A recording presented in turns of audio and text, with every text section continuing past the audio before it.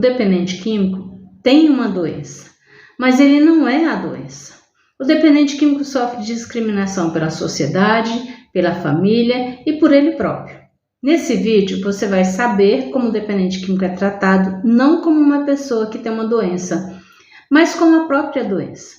Sejam todos bem-vindos. Eu sou Amélia Prado, psicóloga, trabalho na recuperação de pessoas com dependência química, na orientação e atendimento às famílias. A discriminação e o preconceito afetam de maneira negativa a recuperação do dependente químico, que muitas vezes se afasta do meio familiar e social em que ele vive, perdendo o seu sentimento de pertença de grupo. E com o adoecimento de seu comportamento para esconder o uso de drogas e não assumir todas as consequências do uso, ele entra no funcionamento da negação e da falta de aceitação da doença, vivendo em um mundo paralelo, em meio a mentiras e a manipulações. Como o prazer da droga é incomparável a qualquer sentido e de forma natural, diferente de tudo que antes trazia prazer para a pessoa, como festas, lugares e até mesmo sexo, o cérebro que sofreu alteração devido ao uso prolongado de substância passa a induzir ao dependente estar sempre em busca da droga, deixando de forma secundária as outras sensações e os outros sentimentos.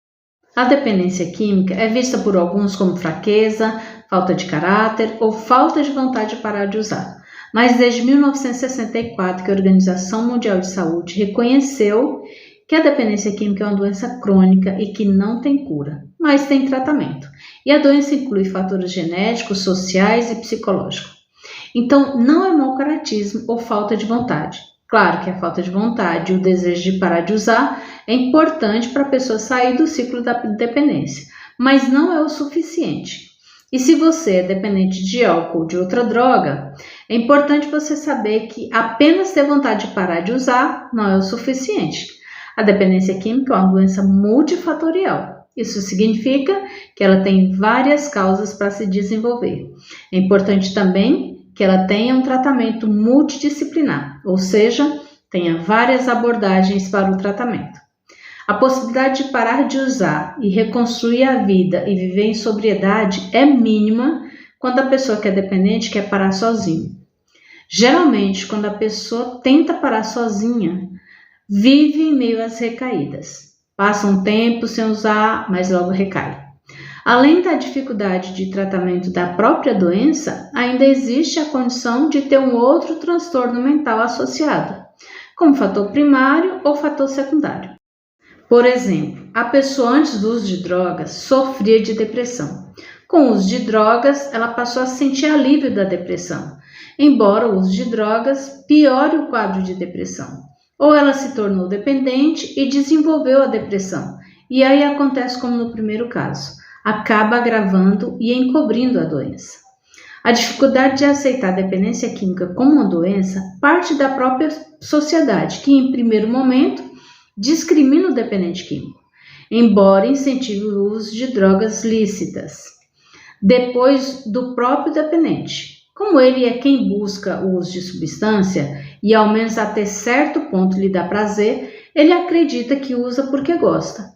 Até ele tentar parar e não conseguir, ou ele tentar usar de maneira controlada e também não conseguir. E por último, da própria família, que devido ao comportamento disfuncional do dependente químico, acredita que seja falta de caráter, falta de força de vontade de parar de usar. E aqui nós entramos em dois extremos, ou a família vê o dependente químico como um doente, ou ela acredita que seja questão de caráter e de falta de força de vontade. E por que geralmente a família tem essa visão? Porque o dependente químico não faz nenhum movimento para deixar de usar. Apenas manipula a família dizendo que quer parar de usar, mas não tem nenhuma atitude condizente com suas palavras. Ao contrário, ele vai deixando cada vez mais as suas responsabilidades. Isso tanto na vida social, profissional e dentro da família. Até a família tomar conhecimento de que ele tem uma doença, ela geralmente trata com discriminação e preconceito, e também vergonha. Depois que ela descobre que ele tem uma doença, passa a tratá-lo como se ele fosse a própria doença. O que eu quero dizer com isso? É que não há mais uma diferença entre o indivíduo e a doença. E com isso, a família passa a tratá-lo como a doença. Um exemplo disso é que a família não sabe como tratar o dependente químico e começa a tratá-lo de maneira diferenciada dos outros membros da família. Por exemplo, para todos os membros da família tem regras e responsabilidades, mas para o dependente químico é do jeito que ele quer.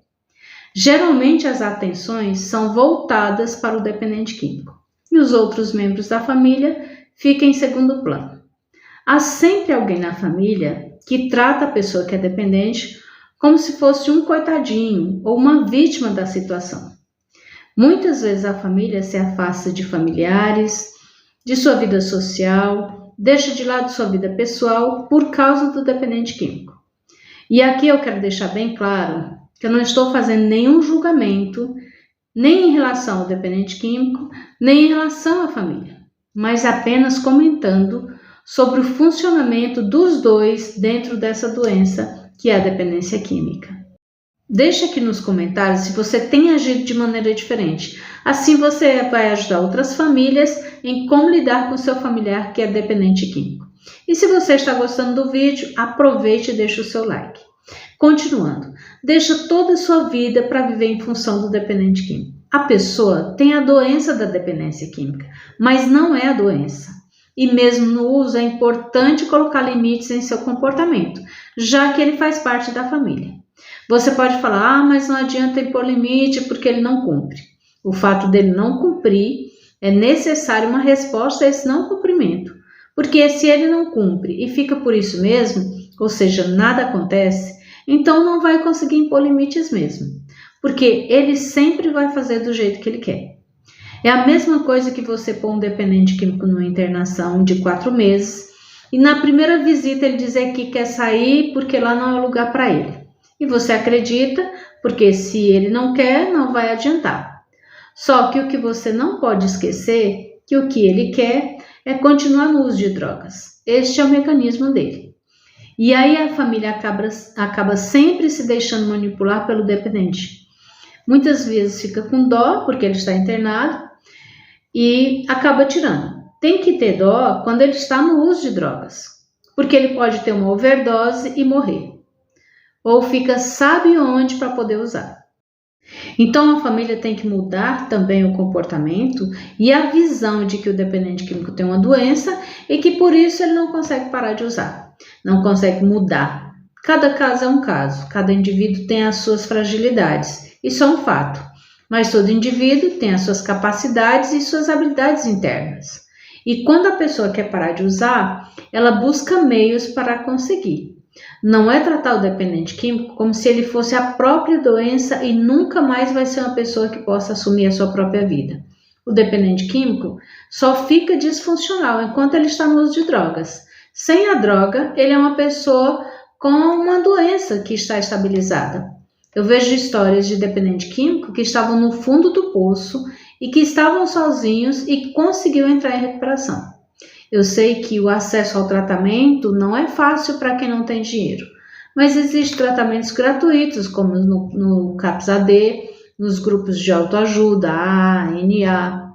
Agora, os tratamentos pagos realmente requer que a família disponha de dinheiro, mas há milhares de pessoas que são dependentes, que estão vivendo uma vida de sobriedade apenas participando de grupos de autoajuda.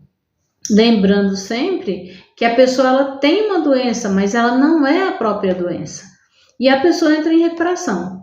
A dependência química, ela não é uma sentença de morte, mas ela pode vir a ser se a pessoa não entrar em recuperação.